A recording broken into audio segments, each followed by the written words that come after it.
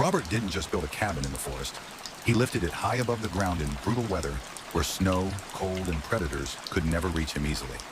What starts as a few logs between trees slowly turns into a hidden survival shelter with warmth, fire, and real protection. Stay with the video because the transformation is seriously worth seeing. The film opens on a frozen creek, and Robert is already reading the landscape. Snow keeps falling over the water, but he is not here to wander. He follows the narrow stream bank, quietly searching for a camp that can actually work. The river bends through the trees and the whole forest feels cold and wide open. Then Robert picks a small flat pocket beside the water, the first real sign of a plan. He drops his pack near a stump, like the opening move of a very long night. First, he cuts back a few branches, clearing room for the shelter. Every swing is practical because a cramped camp becomes a problem fast. Robert scrapes away snow and brush, shaping a working space beside the creek. He keeps cutting and dragging branches, turning a random patch into usable ground. Once the spot is open enough, he starts laying out the first pieces of gear. The gear pile grows and the camp finally begins to look intentional. A wooden box comes out next, probably the one item he knows he will need later. He sets it down carefully, then reaches for the tarp that will become his roof. The fabric spreads over the snow, and the shelter finally starts to show itself. Robert throws the tarp wide and begins pulling it into a simple A-frame shape. He works the corners one by one, because a tent like this only holds if every line is right. The walls drop into place, and the rough little shelter suddenly feels real. Now he moves around the outside, tightening edges so the wind does not win later. Up close, he adjusts cord and fabric details. The kind of slow work that saves a bad Another night. small knot gets fixed, And the whole tarp sits cleaner and tighter. By now the shelter is standing, simple but solid enough to trust for the evening. Inside the frame looks bare, but it already feels warmer than the open snow. Robert starts bringing in the stove and the hardware that will turn this from shelter into shelter. The stove body lands on the snow, heavy and awkward, but absolutely worth the effort. Back inside, he checks the layout, making sure the stove will fit without stealing all the space. Then he carries the pipe sections over, because warmth means nothing without a way to vent smoke. A pouch or side pocket gets added to the tarp wall, another tiny upgrade that makes the camp. He ties off one more corner detail, still refusing to leave weak points behind. Robert circles the tent again, checking how it sits against the snow and trees. The A-frame now looks planted, like it belongs on this bank for the night. In his hand is a small fire item, the sort of thing that matters a lot in weather like this. He gathers a little dry twig and resin, already thinking ahead to the first flame. A look inside shows the narrow interior, tight but workable if every inch is used well. The stove is dragged closer, and the cold little camp is finally getting its main character. Robert kneels beside it, setting the pieces out in order before he starts the real setup. Back inside, the stove rests at the front of the tent, like the heart waiting to start beating. He sits down and begins assembling piping parts, turning steel pieces into a heat source. Outside again, Robert threads the stovepipe upward through the tent opening with careful hands. He tightens the last connection above the tarp, because one loose joint would ruin everything. The shelter now stands quietly in the snow, looking small from outside, but very different from Robert steps away toward the trees, already on to the next problem, fuel and insulation. He disappears down the trail, not for scenery, but for branches he can actually use. A quick aerial cut shows the creek below, then the film drops straight back into work. Robert starts cutting long branches, building a bundle for bedding or firewood. He drags more poles through the snow, turning the forest around him into the next layer of camp. Another armful lands beside the tent, and the camp keeps getting more serious. He keeps stacking branches because comfort in the night often begins with boring preparation. The pile beside him is large now, enough to change the inside of the tent completely. Robert squats by the branches and begins sorting what is useful and what is just dead weight. A quick shot of the bare trees above makes the camp feel even smaller in the winter silence. Then he is back at the tent, carrying the next piece of the setup like there is no time to waste. A hatchet comes out in close-up, ready for the kind of detailed work the larger cuts cannot do. Inside the tent, the stove and bed space are both starting to take shape. Outside, the ground near the bank is darker and trampled, showing how much this spot has changed. Robert looks over the site again, then goes back inside to keep refining it. He kneels over the sleeping area, spreading and adjusting the bedding base by hand. A folding foam pad appears next because raw branches alone would never be enough. He sets the pad down carefully, turning the shelter from workable to actually sleepable. A close shot of the tent wall shows condensation and fabric details, proof that the little snow clings to moss and already holding an atmosphere. While Robert heads out for the next task. He walks away from the tent carrying gear, clearly switching from shelter work to food. The camp sits quietly behind him now, a small brown shape tucked beside the creek. Robert steps into an open patch of snow, scanning the river like he already knows where to try. He wades straight into the icy water, which immediately raises the stakes for the whole outing. A moment later, he comes back out with purpose, and this no longer looks like a casual attempt. He holds up a fish from the creek, the kind of catch that changes the night completely. Robert shows it to the camera for a beat, and suddenly dinner is no longer theoretical. Underwater, the river looks clear, cold, and alive with movement. The current rushes over stones, reminding you how hard-earned that catch probably was.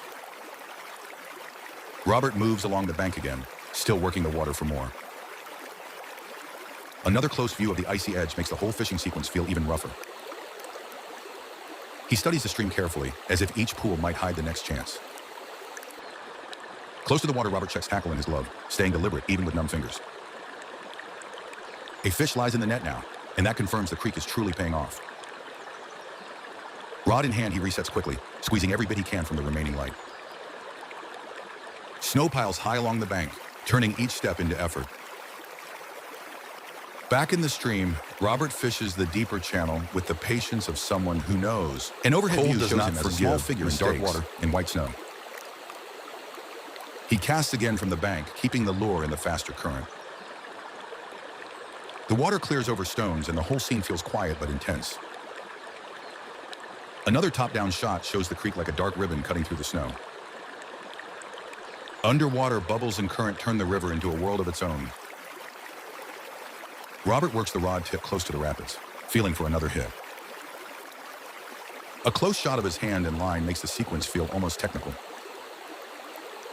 The current keeps rushing through a narrow blue channel, cold enough to make the whole campfire later feel burned. From above, the snowbanks seem almost to swallow the stream. Night drops suddenly over the camp, and the whole film changes tone in an instant. Inside the tent, Robert settles in with the day's work finally behind him. He starts preparing tinder and fire carefully, because this tiny stove now decides everything. The first spark catches, and the black metal top begins reflecting a living flame. Robert feeds the stove from the front door, coaxing the fire instead of rushing it. The glow inside grows steadier, and the shelter finally starts to feel inhabited. The stove body warms up fast, turning cold canvas into a surprisingly usable room. A pan goes on top, and Robert moves straight from survival mode into dinner mode. Fish hits the hot surface with oil, and the camp instantly smells better than it did 5 minutes ago. The fillet starts to sizzle, a simple shot that somehow makes the whole build worth it. Outside is just darkness and snow, but inside he is already cooking over real heat. Robert lays dough or bread onto the hot plate, making the meal feel even more complete. The flat bread cooks on the stovetop, while the little fire keeps everything alive. Now he sits back and eats in the narrow shelter, calm in a way that only comes after hard work. Another bite, another quiet moment, and the tent feels more like a room than a stopgap. Snow falls outside the flap while the stove keeps its steady orange glow. A metal pot warms on top, probably the next round of heat in liquid form. Robert zips or adjusts the tent door, sealing the warmth inside before turning to the kettle. He pours a hot drink into a cup, and the whole night softens around that one small gesture. Sitting against the tarp wall, he drinks slowly, letting the heat do its work. Close on the stove fire, the flames now look stable, almost comfortable. Another tight shot of the firebox says everything. The shelter is working. Robert relaxes on the bedding, finally letting the night settle after all that movement. Outside, the world is black and snowing, but his little camp holds steady. The pot simmers gently on the stovetop, adding one more layer of warmth to the scene. Robert checks the zipper or flap once more, like he's making sure the night stays outside. He pours another cup and drinks, and by now the tent feels fully claimed. With fire, food, and hot tea all sorted, the camp has crossed from rough to livable. Close on the flames again, because this stove is the quiet hero of the whole night. The firebox glows in the dark, steady and dependable exactly when he needs it most. Morning breaks over the creek, and the film exhales into a softer light. Underwater bubbles and current greet the day, cold and clear all over again. The river surface glitters blue beneath the ice, reminding you how wild this place still is. Back in the tent, the kettle and stove linger in the warm light like the last trace of night. Outside, Robert pours a fresh drink into a wooden cup, starting the day slowly beside the creek. A wide morning shot of the snowy stream resets the scene before the next round begins. Underwater again, the creek looks just as cold as yesterday, maybe even colder. Robert steps out near the tent, ready to head back to the water instead of packing up. In the snow, he checks tracks or footing, reading the ground before moving further. Rod in hand, he prepares the line again, clearly not done hunting for food. The creek rushes through a narrow channel, fast enough to make every cast count. Water and rock fill the frame, building that quiet tension back up.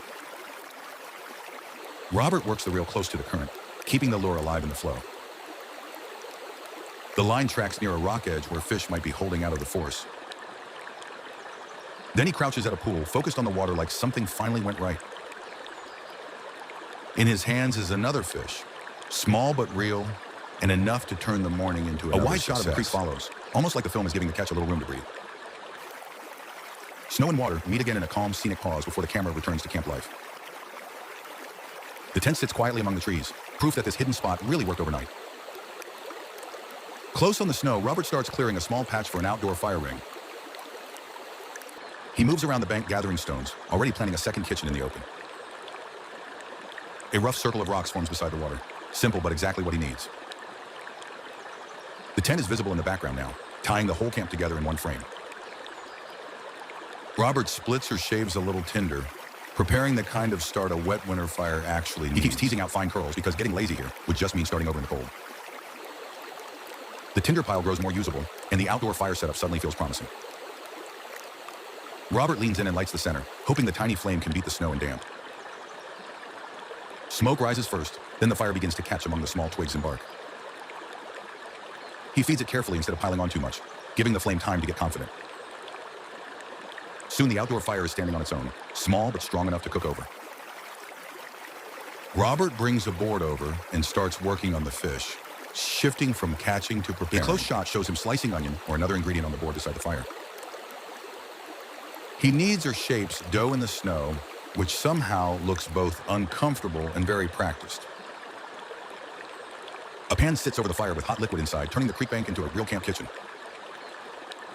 Another ingredient drops in, and the meal starts looking far better than anyone expects from mushrooms or sliced vegetables go into the pan next, building a proper one-pan meal from scratch. The fish lies on the board nearby, ready for its turn once the rest gets going. Robert starts opening or filleting it with careful cuts, using every bit he can from the Back by the fire, he adjusts the pan and ingredients, keeping the meal moving without wasting heat. The outdoor setup now feels complete. Fire, pan, board, and stream just a few steps away. Over the flames, the food thickens and cooks, filling the scene with the kind of comfort only cold weather can magnify. The fish is clean and ready, resting on the board while he finishes the rest of the prep. Robert crouches beside the fire ring, fully settled into the rhythm of cooking outdoors.